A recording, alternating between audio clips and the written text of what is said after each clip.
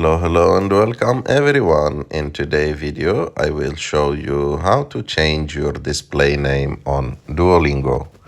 To do this it's very simple. You have just to go to Duolingo, open the app,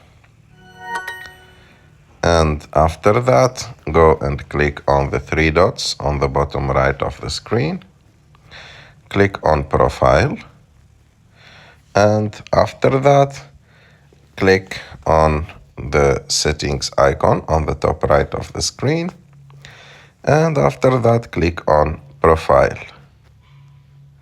And as you can see, the first option, name, is your display name, and you can change it. For example, I will make it only Ahmed, and that's it.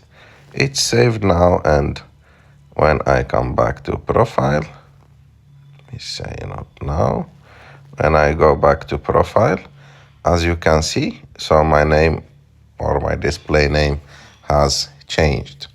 I hope that you like this video. If you like this video, don't forget to subscribe to our channel. Do like this video and see you in the next one.